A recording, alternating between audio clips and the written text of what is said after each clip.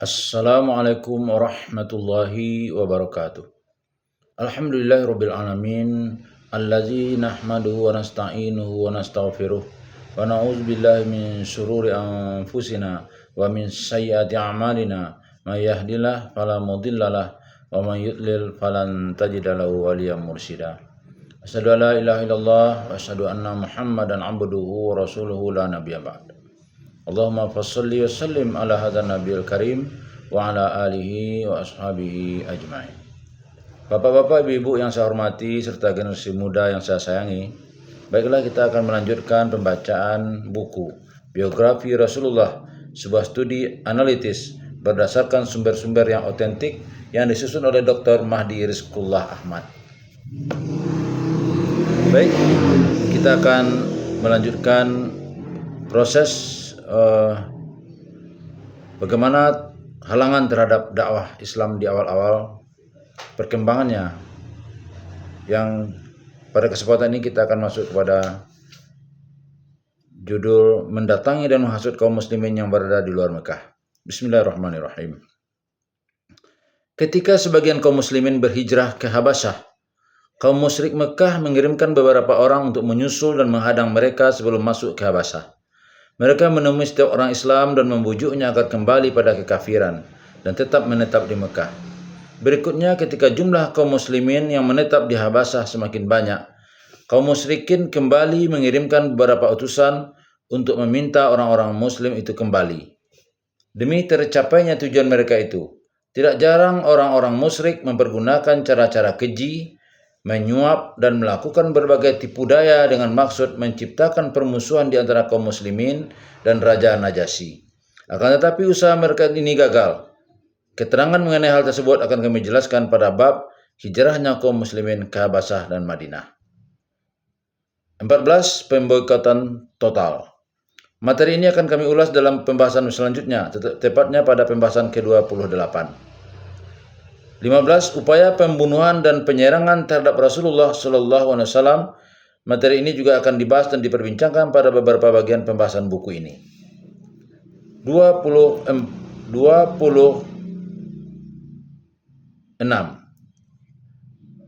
Tempat pertemuan Rasulullah SAW dengan kaum muslimin.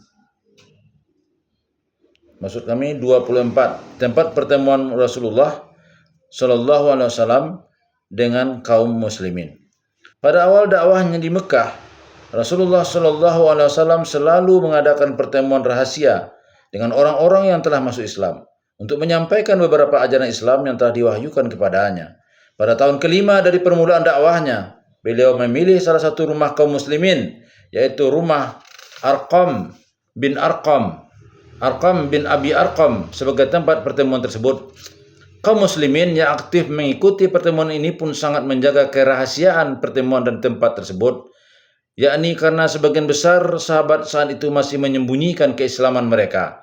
Cara ini mereka tempuh karena di dalamnya ada kemaslahatan atau kepentingan yang lebih besar bagi kaum muslimin dan Islam sendiri. Lalu mengapa Rasulullah SAW memilih kediaman Arqam?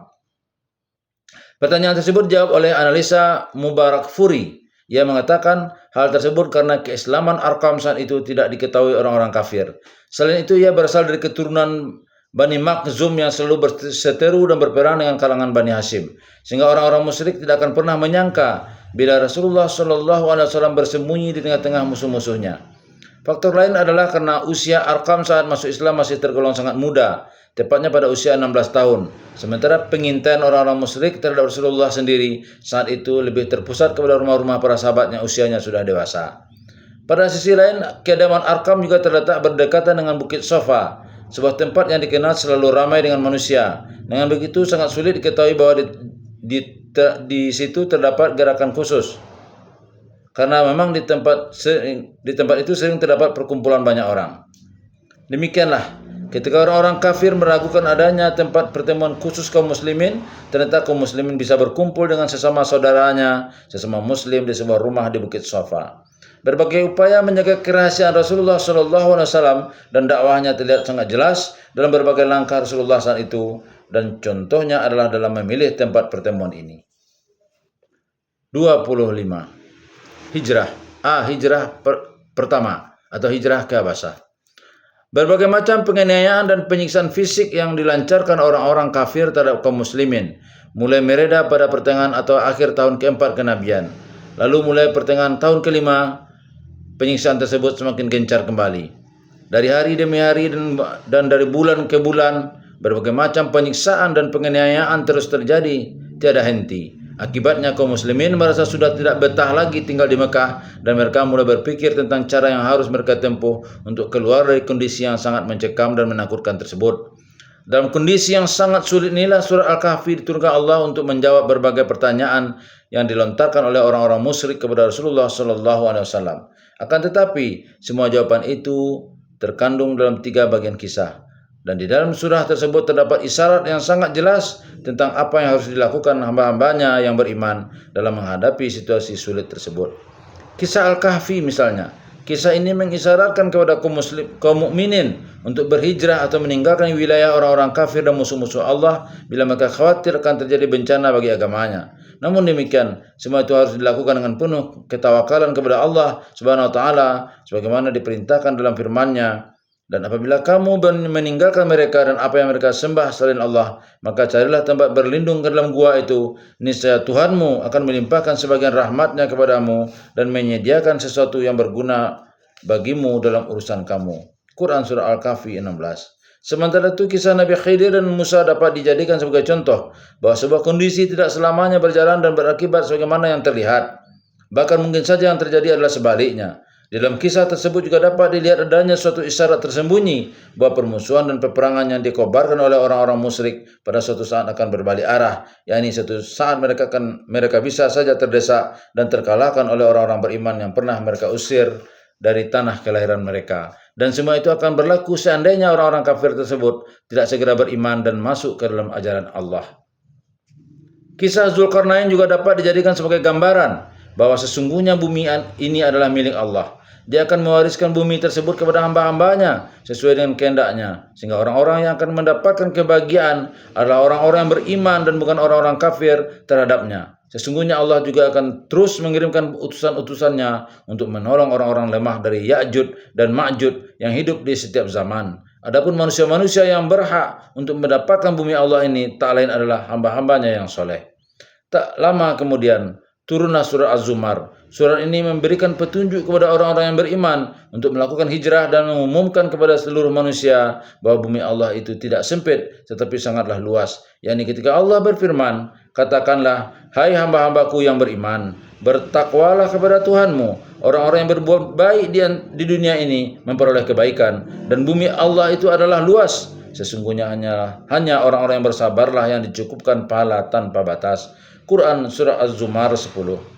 Adapun tentang latar belakang keharusan kaum muslimin saat itu berhijrah ke Habasah tak lain adalah bertujuan untuk menyelamatkan agama mereka dari negara yang penuh dengan tekanan menuju negara yang aman. Ibnu Ishaq meriwayatkan, Ummu Salamah berkata, ketika Mekah semakin terasa sempit bagi kami, sahabat-sahabat Rasulullah SAW banyak yang dianiaya, disiksa dan mereka merasa keberadaan diri dan agama mereka semakin terancam. Sementara Rasulullah SAW saat berada di bawah perlindungan kaum dan pamannya sehingga beliau pernah mengalami siksaan sebagaimana yang menimpa umatnya. Maka Rasulullah SAW berkata, sesungguhnya Al-Habasah terdapat seorang raja yang tidak akan berlaku zalim. Maka pergilah kalian semua ke negara itu. Semoga Allah memberikan jalan keluar untuk kalian dari semua hal ini. Lalu kami pun pergi ke tempat tersebut dan berkumpul di sana. Dan benar, kami tinggal di negara yang aman dan mendapatkan tetangga yang baik, sehingga kami merasa agama kami telah aman dan tak akan pernah dizalimi. Ibnu Sa'ad menceritakan, mereka keluar dari Mekah dengan cara sembunyi-sembunyi. Mereka berjumlah 11 laki-laki dan 4 orang perempuan. Mereka terus berjalan hingga akhirnya sampai di Syaibah. Mereka ada yang memakai kendaraan dan ada juga yang berjalan kaki. Sesampainya di Syaibah itulah Allah memberikan kemudahan kepada mereka, yakni tanpa diduga 2 kapal besar milik para pedagang datang. Lalu para pedagang itu membawa mereka ke Habasah hanya dengan ongkos setengah dinar. Peristiwa ini terjadi pada bulan Rajab, tahun ke-5 sejak penobatan beliau menjadi nabi. Kabar hijrahnya mereka ini akhirnya terdengar oleh orang-orang Quraisy. Maka mereka pun berupaya mengejar kaum muslimin sampai di pantai. Namun semua kaum muslimin telah naik kapal sehingga mereka tidak menemukan satu orang muslim pun di sana. Dalam riwayat lain, Ibnu Sa'ad menyebutkan bahwa jumlah mereka adalah 12 orang laki-laki dan 4 orang perempuan. Pendapat ini disepakati oleh Ibnu Sayyidinas. Akan tetapi ia mengatakan bahwa perempuannya berjumlah 5. Mereka adalah yaitu Ummu Kulsum binti Sahil bin Amir, istri Ibnu Sibrah. Sementara itu Ibnu Ishaq menuturkan bahwa jumlah mereka adalah 10 orang laki-laki dan 4 orang perempuan. Di dalam riwayatnya ini, Ibnu Ishaq tidak menyebutkan Ibnu Mas'ud, akan tetapi ia menyebutkan Hatib. Az-Zahabi bersependapat dengan Ibnu Ishaq tentang jumlah kaum muslimin yang berhijrah ke Habasah. Hanya saja Zahabi menyebutkan Abu Sibrah dan bukan Abu Hatib atau Hatib. Zahabi juga tidak menyebutkan Ibnu Mas'ud, sedangkan Urwah menyebutkan bahwa jumlah mereka adalah 11 orang laki-laki dan 4 orang perempuan. Termasuk di dalam kelompok laki-laki itu adalah Ibnu Mas'ud, bukan Hatib. Pendapat lain mengatakan termasuk mereka yang berhijrah kali itu adalah Abu Salamah bin Abdul Asad dan istrinya, Ummu Salamah bin Abu Umayyah binti Abu Umayyah. Perempuan ini kelak akan menjadi Ummul Mukminin. Ia jugalah yang meriwayatkan hadis yang panjang tentang hijrah. Selain Abu Salamah dan istrinya, di dalam kelompok orang-orang yang berhijrah itu juga terdapat Utsman bin Mat'un, Mas'ab bin Umair, Utsman bin Affan dan istrinya Ruqayyah binti Rasulullah sallallahu alaihi wasallam. Tentang Utsman dan Ruqayyah, Rasulullah sallallahu alaihi wasallam bersabda dalam hadisnya, mereka berdua adalah ahlul bait yang pertama kali berhijrah di jalan Allah setelah Ibrahim dan Lut alaihissalam.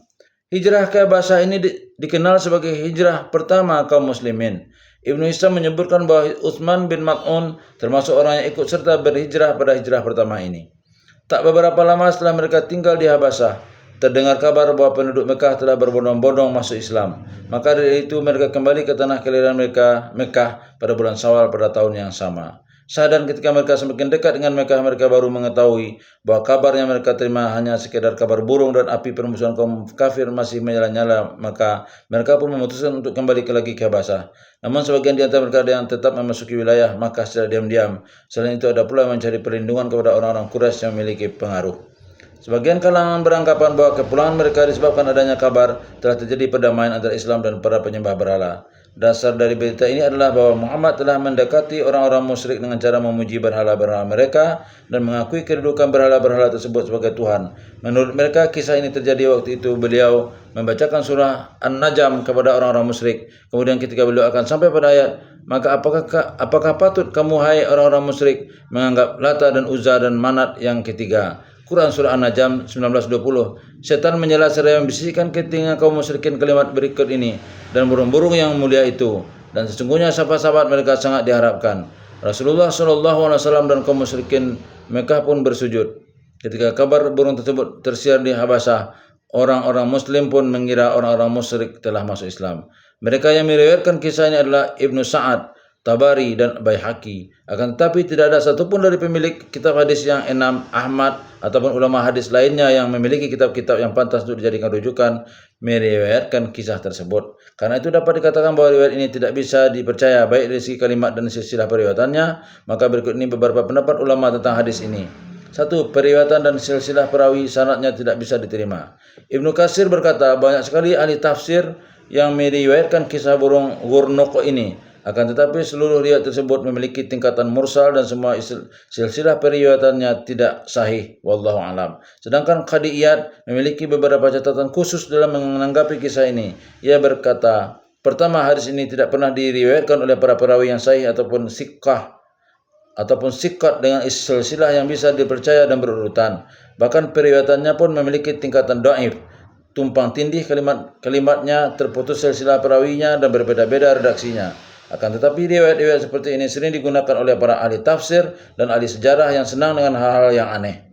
Lain halnya dengan Ibnu Hajar. Setelah menyebutkan beberapa sumber dan jalur periwayatannya, ia berkata, semua kisah tentang hal ini yang tidak bersumber dari Sa'ad Ibnu Jubair adalah dhaif atau munqati'. Akan tetapi dari banyaknya sumber periwayatan yang ada, maka dapat diambil kesimpulan bahwa kisah tersebut sebenarnya memiliki sumber asli. Di samping itu, kisah tersebut juga memiliki dua silsilah periwayatan lain yang memiliki tingkatan mursal dan para perawinya sesuai dengan syarat-syarat yang telah ditentukan oleh Bukhari dan Muslim.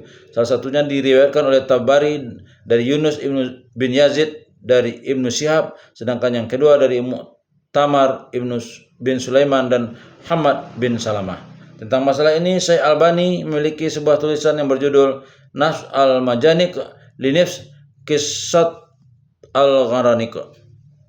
Di dalam tulisan tersebut, ia menyebutkan beberapa hadis yang menceritakan kisah ini dan kemudian menilai hadis tersebut dhaif dan tidak bisa diterima. Hal itu menurutnya karena ada beberapa riwayat mursal yang silsilah periwayatannya sahih. Pendapat ini sependapat dengan Ibnu Hajar, sekalipun pada akhirnya kedua tokoh tersebut berbeda pendapat dalam menentukan hasilnya, sebab Ibnu Hajar menilai hadis-hadis mursal tersebut dapat menjadi hadis yang kuat. Hal tersebut dapat dilihat dari perkataannya. Apabila sumber periwayatan berjumlah banyak, maka hal tersebut menunjukkan bahwa riwayat tersebut memiliki sumber utama. Telah disebutkan bahwa dari sekian banyak riwayat, 3 di antaranya sesuai dengan ketentuan dan syarat-syarat Bukhari dan Muslim, maka jadilah berbagai riwayat mursal tersebut sebagai riwayat yang dapat dipergunakan sebagai dalil atau argumen seseorang yang terbiasa mempergunakan hadis-hadis mursal. Begitu pula dengan hadis-hadis mursal yang tidak dapat dipergunakan sebagai dalil karena adanya beberapa ketidaksamaan antara hadis yang satu dengan hadis yang lainnya.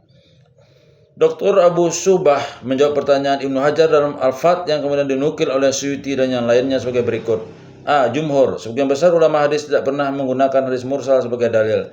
Bahkan mereka mengkategorikannya ke dalam hadis dhaif karena dimungkinkan salah satu perawinya yang dibuang adalah bukan dari golongan sahabat. Dalam kondisi seperti ini ada kemungkinan perawi tersebut hanya siqat dan ghairu siqat dan bukan termasuk pendusta. Namun menanggapi realitas ini, Muslim berkata, sebenarnya hadis mursal itu menurut pendapat kami dan para ulama hadis tidak dapat dipergunakan sebagai dalil. Sementara itu Ibnu Salah berkata, sebagaimana kami sebutkan, hadis mursal itu tidak berlaku untuk dijadikan dalil. Bahkan hukumnya pun dhaif menurut pendapat sebagian besar ulama hadis dalam buku-buku mereka. Lebih dari itu, mazhab Maliki, Abu Hanifah dan para pengikutnya yang juga sering mempergunakan hadis-hadis mursal sebagai dalil. Adapun mazhab Syafi'i yang menganggap hadis mursal ini dapat menjadi dalil apabila memenuhi syarat-syarat yang telah disebutkan dalam kitab Risalah.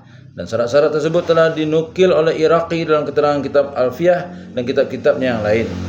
B. Menggunakan hadis-hadis mursal sebagai dalil itu hanya diperbolehkan dalam perkara-perkara cabang agama yang cukup diselesaikan dengan penalaran. Adapun menggunakannya sebagai dalil atas perkara-perkara yang bertentangan dengan akidah adalah tidak bisa diterima. Para ulama tauhid berkata, khabar wahid sekalipun memiliki tingkatan sahih tidak dapat dipergunakan sebagai dalil dalam masalah akidah, karena segala sesuatu yang berhubungan dengan akidah harus diambil dari sesuatu yang dapat meyakinkan. Singkatnya, keberadaan kisah tadi sebagai dalil banyak ditolak dan tidak diterima keabsahannya oleh para ulama hadis. Selain itu, hadis yang memuat kisah ini pun sama sekali tidak tercantum dalam kutub as-sittah. Salah satunya adalah Ahmad atau kitab hadis lain yang dapat dijadikan sebagai sumber rujukan. 2. Isinya tidak bisa diterima dan tidak masuk akal. Kisah tersebut bertentangan dengan Al-Quran. Dalam bantahnya tentang keabsahan kisah ini, Dr. A'dami mengatakan, dari segi jalur dan silsilah periwayatan, kisah tersebut memang bisa diterima. Namun, apakah hal itu sudah cukup untuk menjamin kebenaran kisah itu? Aku berlindung kepada Allah. Dan seperti telah dimaklumi bersama, bahwasanya setiap hadis yang cacat atau syadz, hadis yang salah seorang perawinya yang memiliki tingkatan thiqat mengeluarkan sebuah pernyataan yang berlawanan dengan perawi yang memiliki tingkatan lebih thiqat darinya atau beberapa perawi yang lebih banyak jumlahnya adalah termasuk hadis dhaif. Adapun hadis tadi adalah hanya kabar ahad. Padahal bila ini kabar ahad ini bertentangan dengan Al-Quran dan ijma' ulama, maka hadis tersebut tidak hanya cacat tapi juga palsu. Ibnu Jauzi juga pernah berkata, setiap hadis yang aku pandang bertentangan dengan akal atau bertentangan dengan sumber-sumber pokok ajaran, maka ketahuilah bahwa hadis tersebut adalah hadis maudhu atau palsu dan tidak perlu diperhatikan. Artinya isi dari hadis-hadis tersebut tidak penting. Salah satu bukti bahwa kisah tadi bertentangan dengan Al-Quran adalah firman Allah Subhanahu wa taala, sesungguhnya hamba-hambaku tidak ada kekuasaan bagimu terhadap mereka kecuali orang-orang yang mengikuti kamu, yaitu orang-orang yang sesat. Quran surah Al-Hijr 42. Demikianlah dengan tegas Allah Subhanahu wa taala menyatakan bahwa Dia telah menjauhkan para rasulnya dari segala macam godaan setan. Bahkan pimpinan setan pernah mengikrarkan diri bahwa dirinya tidak bisa berbuat apapun terhadap setiap hamba Allah yang berlaku ikhlas. Hal ini disebutkan Allah dalam firman-Nya. Iblis menjawab, demi kekuasaan engkau, aku akan menyesatkan mereka semuanya kecuali hamba-hambamu yang mukhlas di antara mereka. Lalu Quran surat Shad 82-83. Lalu manusia mana lagi yang lebih ikhlas dibanding dengan Rasulullah SAW? Bahkan setan tidak memiliki kekuasaan apapun terhadap orang-orang yang beriman dan bertawakal kepada Tuhan mereka. Yakni sebagaimana disebutkan dalam firman-Nya, sesungguhnya setan itu tidak ada kekuasaannya atas orang-orang yang beriman dan bertawakal kepada Tuhannya. Quran Surah An-Nahl 99. B. Unsur-unsur ceritanya simpang siur. Termasuk faktor yang membuat kisah ini diragukan keabsahannya, tak lain adalah keberadaan riwayat atau ceritanya yang simpang siur dan tumpang tindih. Sebagai contoh dalam masalah waktu terjadinya peristiwa ini misalnya, ada yang menyebutkan peristiwa ini terjadi di luar waktu sholat, namun ada beberapa riwayat menyebutkan peristiwa tersebut terjadi ketika Rasulullah SAW tengah melaksanakan sholat. Bahkan riwayat ketiga menyatakan bahwa semua itu terjadi begitu saja. Kemudian beliau lupa. Dalam riwayat lain disebutkan bahwa setan telah mengucapkan kalimat tersebut melalui mulut Rasulullah SAW sehingga kalimat tadi keluar dari ucapan beliau. Sedangkan riwayat berikutnya menyebutkan bahwa ketika mengucapkan kalimat tersebut Rasulullah SAW dalam keadaan mengantuk. Sementara itu menurut riwayat lain ketika Rasulullah SAW berhenti dari satu kalimat dan akan baca kalimat berikutnya, setan menyelanya dengan mengucapkan kalimat tersebut dan dengan menirukan suara Rasulullah SAW. C. Bahasa Arab tidak mengakui kisah tersebut. Syekh Abu Suhbah mengatakan dalam bantahannya terhadap kisah ini dari segi kebahasaan, Syekh Muhammad Abduh mengatakan penyebutan bangsa Arab terhadap tuan-tuan mereka dengan nama Ghurnuq jarang dan bahkan tidak pernah dikenal dalam syair-syair dan khutbah-khutbah mereka. Di samping itu tidak ada satupun riwayat yang menyatakan bahwa kata tersebut sudah umum dipergunakan dalam pembicaraan orang-orang Arab selain dalam buku ensiklopedia Yaqut. Dalam buku ini pun tidak dijelaskan sumber dan bukti-buktinya. Dalam bahasa Arab kata ghurnuq, ghurnik ataupun ghirniq merupakan nama salah satu jenis burung yang hidup di air, baik yang berwarna putih ataupun hitam. Makna lain dari kata-kata itu adalah seorang pemuda yang berkulit putih dan tampan dan beberapa makna lain. Namun demikian semua makna itu tidak ada yang cocok untuk melukiskan sifat-sifat ketuhanan dan berhala-berhala masyarakat jahiliyah. Tidak autentiknya kisah ini juga terlihat dari gaya bahasa yang digunakan. Terlihat mereka yang mengada-ada kisah ini tadi mengatakan bahwa ayat-ayat Gharanik terletak di antara ayat. Maka apakah patut kamu wahai orang-orang yang musyrik menganggap Lata dan Uzza dan Manat yang ketiga yang paling terkemudian sebagai anak perempuan Allah? Apakah patut untuk kamu anak laki-laki dan untuk Allah anak perempuan? Yang demikian itu tentulah suatu pembagian yang tidak adil. Quran Surah An-Najm 19-22. Dan ayat itu tidak lain hanyalah nama-nama yang kamu dan bapak-bapak kamu mengada-adakannya. Allah tidak menurunkan suatu keterangan pun untuk menyembahnya. Mereka tidak lain hanyalah mengikuti sangkaan-sangkaan dan apa yang diingini oleh hawa nafsu mereka, dan sesungguhnya telah datang petunjuk kepada mereka dari Tuhan mereka. Quran Surah An-Najm 23. Ini adalah sesuatu yang tidak logis dari segi gaya bahasa. Mengapa demikian? Adalah tidak masuk akal bila sebuah kalimat terdiri dari celaan kemudian pujian dan dilanjutkan dengan celaan lagi. Singkat kata, bila kisah ini memang benar-benar terjadi, tentunya akan ada keselarasan alur kalimat antara kalimat sebelum dan sesudahnya. Adapun ayat lainnya dalam tafsirnya sering disebut-sebut kisah Gharanik ini adalah firman Allah, dan kami tidak mengutus sebelum kamu seorang rasul pun dan tidak pula seorang nabi, melainkan apabila ia mempunyai suatu keinginan, setan pun memasukkan godaan-godaan terhadap keinginan itu. Allah menghilangkan apa yang dimaksud oleh setan itu, dan Allah mengeluarkan ayat-ayatnya, dan Allah Maha mengetahui lagi Maha bijaksana. Quran Surah Al-Hajj 52 dapat diringkas sebagai berikut.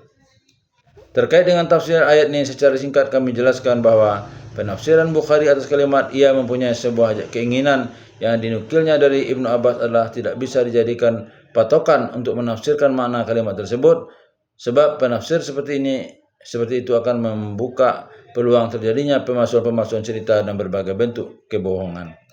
D. Penyebutan waktunya. Salah satu sisi yang dikritik oleh Dr. Syami untuk membantah kebenaran cerita palsu ini adalah pada penyebutan waktu seperti dimaklumi. Ayat-ayat surah Al-Hajj itu diturunkan di Madinah. Kalaupun tidak pasti diturunkan di antara periode Makkah dan Madinah. Sementara itu para pembuat cerita palsu tadi mengatakan bahwa peristiwa tersebut terjadi pada periode Makkah. Karena itu tidak masuk akal bila peristiwa ini terjadi pada periode Makkah dan kemudian dikaitkan dengan ayat yang turun pada periode Madinah. Penyebab sujudnya kaum musyrikin. Sebagaimana telah disebutkan dalam As-Sahih, Rasulullah SAW membaca surah An-Najm di tengah-tengah kaum muslimin dan kaum musyrikin. Disebutkan bahwa pada bagian penutup surat ini terdapat lekukan-lekukan irama yang bisa membuat hati terbang. Maka ketika suara Rasulullah SAW naik turun mengikuti irama ayat-ayat yang dibacanya itu sampai berayat. Dan negeri-negeri kaum Lut yang telah dihancurkan Allah, lalu Allah menimpakan atas negeri itu azab yang besar yang menimpanya. Maka terhadap nikmat Tuhanmu yang manakah kamu ragu-ragu? Ini Muhammad adalah seorang pemberi peringatan di antara pemberi-pemberi peringatan yang telah terdahulu.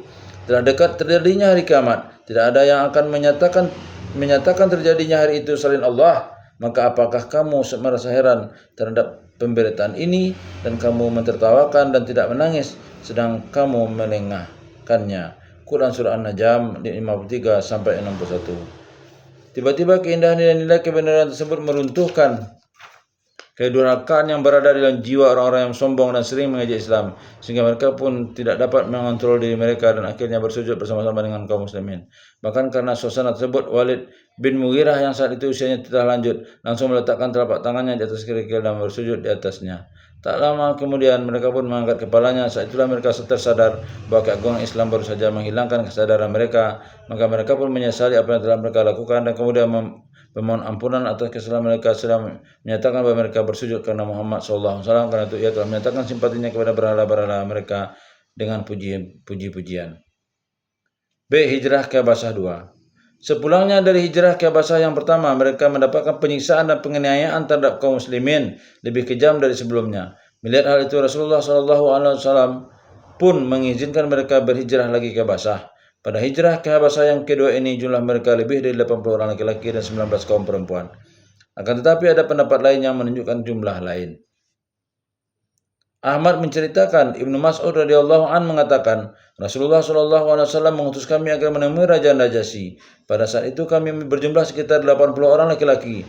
Di antara kami terdapat Ja'far, Abdullah bin Arfatah, Utsman bin Mat'un, Abu Musa. Akan tetapi dalam hadis tersebut tidak disebutkan tentang jumlah kaum perempuan yang ikut berhijrah. Disebutkan oleh Ibnu Sa'ad bahwa jumlah laki-laki pada saat itu adalah 83 orang, sedangkan jumlah perempuan 11 orang. Dalam Asyar wa Al-Maghazi, Ibnu Ishaq menyebutkan sejumlah mereka lebih dari 80 orang laki-laki. Selain itu, ia juga menyebutkan 16 nama kaum perempuan yang ikut berhijrah, sedangkan menurut kitab As-Sirah jumlah mereka adalah 83 laki-laki. Dan menurut Ibnu Qayyim jumlah kaum perempuannya adalah 19 orang. Wallahu a'lam. C. Upaya bangsa Quraisy mengajak kaum muhajirin kembali ke Mekah. Tentang hijrah ke Habasah yang kedua ini, Ibnu Ishaq menuturkan, Ummu Salamah radhiyallahu anha menceritakan, sesampainya di negeri Habasah, kami hidup bertetangga dengan sebaik-baik tetangga, yaitu Raja Najasyi. Ia membuat kami merasa aman dalam memeluk agama kami dan beribadah kepada Allah Subhanahu wa taala. Kami juga tidak dianiaya ataupun mendengar kata-kata yang tidak kami suka.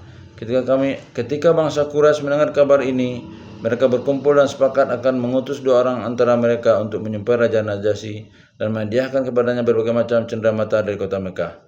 Adapun hadiah yang paling disukai Raja Najasyi saat itu adalah kulit binatang.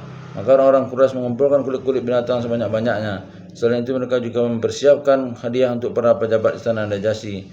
Singkat cerita, lalu mereka mengutus Abdullah bin Abi Rabi'ah dan Amr bin As untuk menjalankan misi tersebut.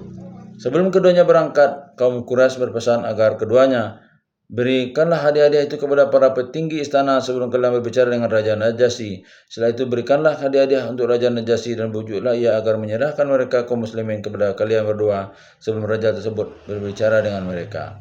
Lalu berangkatlah keduanya ke Habasah untuk menjalankan tugas tersebut. Dan sampainya di tujuan, mereka terlebih dahulu membagi-bagikan hadiah kepada setiap pejabat istana Najasyi sebelum menghadap sang raja. Kepada setiap petinggi tersebut keduanya berkata, telah datang ke negeri sang raja para budak-budak bodoh dari negeri kami. Mereka itu telah meninggalkan agama kaumnya, tetapi juga tidak masuk ke dalam agama kalian. Maka mereka datang ke negeri ini dengan membawa agama baru yang kami dan kalian tidak mengenalnya. Dalam riwayat lain disebutkan, akhirnya kedua utusan itu bersekongkol dengan para petinggi istana Najasyi untuk bersama-sama membujuk sang raja agar bersedia menyerahkan kaum muslimin ke tangan 2 utusan Quraisy itu dengan tanpa mengajak bicara mereka terlebih dahulu. Akan tetapi ketika Najasyi mendengar permintaan tersebut, ia tetap berpendapat harus memanggil kaum muslimin untuk mendengar sendiri jawaban mereka. Singkat cerita, ketika kaum muslimin telah datang di istana, Ja'far bin Abu Talib radhiyallahu an berbicara sebagai juru bicara kaum muslimin. Ja'far menjelaskan kepada Najasyi tentang ajaran yang dibawa Muhammad sallallahu alaihi wasallam dan sikap kaum mereka terhadapnya. Lalu ketika Raja Najasyi meminta Ja'far untuk menyebutkan sedikit saja dari ajaran Muhammad sallallahu alaihi wasallam, Ja'far membacakan kepadanya awal surah Maryam. Mendengar bacaan tersebut, Raja Najasyi pun menangis terseduh-seduh sampai-sampai janggutnya basah. Begitu pula dengan para uskupnya, mereka menangis hingga air mata mereka terjatuh di atas Alkitab yang mereka bawa. Setelah itu Najasyi berkata kepada dua utusan Quraisy tadi, sesungguhnya ajaran ini dan ajaran yang dibawa oleh Isa alaihissalam adalah sama-sama berasal dari satu lentera. Karena itu pulanglah kalian berdua, karena sungguhnya aku sekali tidak akan pernah menyerahkan mereka kepada kalian. Dengan rasa jengkel keduanya pun pergi meninggalkan istana. Di perjalanan Amru berkata kepada Abdullah, demi Tuhan, besok aku akan mendatangi mereka lagi. Esok harinya Amru kembali menghadap kepada Najasyi. Ia berkata kepadanya, mereka semua orang muslim telah mengatakan sesuatu yang sangat besar tentang Isa bin Maryam. Mendengar hal itu, Raja Najasyi mengutus utusannya untuk menemui dan memanggil kaum muslimin. Ketika mereka telah datang di istana, Najasyi menanyakan apa yang mereka katakan tentang Al-Masih. Ja'far menjawab, kami akan mengatakannya seperti yang telah diajarkan oleh Rasul kami Muhammad sallallahu alaihi wasallam. Isa adalah hamba Allah, diutusannya, ruhnya, dan bukti kebesarannya yang dianugerahkan kepada Maryam, si perempuan suci atau perawan. Demikianlah akhirnya Raja Najasyi puas dengan jawaban itu, sehingga ia tetap memberikan jaminan keamanan kepada kaum muslimin di negaranya. Bahkan setelah itu ia mengembalikan seluruh hadiah bangsa Quraisy. Sementara kedua utusan Quraisy itu gagal menjalankan tugasnya, sehingga tidak ada pilihan lain bagi kaum Quraisy saat itu selain melampiaskan kekesalannya kepada orang-orang muslim yang masih berada bersama mereka. Disebutkan Najasyi dan Amr bin As pada akhirnya pun masuk Islam. Setelah peristiwa itu, kaum muslimin hidup damai di Habasah tanpa ada gangguan. Lalu selang beberapa waktu kemudian, tepatnya setelah hijrahnya kaum muslimin ke Madinah dan sebelum terjadinya perang Badar, sebagian dari mereka pulang ke Makkah. Rombongan pertama yang pulang ke Makkah itu terdiri dari 33 orang laki-laki dan 4 orang perempuan. Sedangkan sisanya kembali bersama Ja'far setelah Rasulullah SAW selesai dari perang Khaybar, yaitu pada tahun ke-7 Hijriah. D. Hikmah dan pelajaran. 1. Hijrahnya sebagian kaum muslimin ke Habasah merupakan bukti akan disyariatkannya hijrah.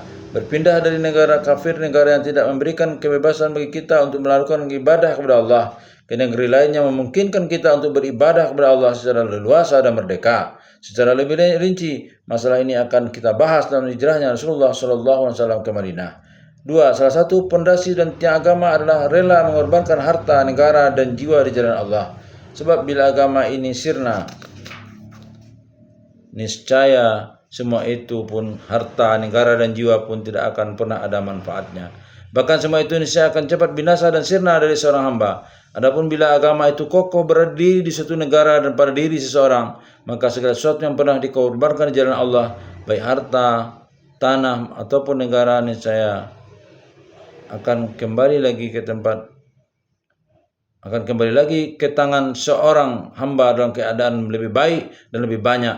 Singkat kata, hijrah tak lain merupakan bagian dari siksaan dan cobaan di jalan Allah, pengorbanan seorang hamba atas negara dan hartanya, tetapi juga sekaligus upaya mengganti cobaan yang berat dengan cobaan lain yang lebih ringan sambil menanti datangnya kemenangan yang dijanjikan.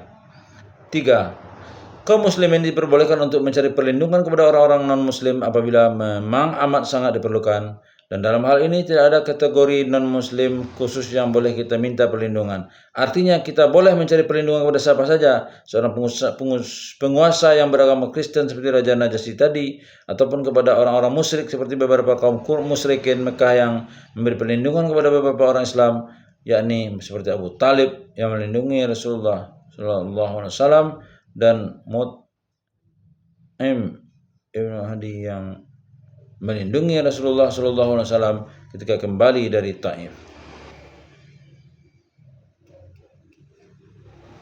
Baiklah, untuk sementara sampai di sana dulu kita membacakannya, dan insya Allah pada bagian yang berikutnya kita akan masuk kepada yang 26, keislaman Raja Najasyi.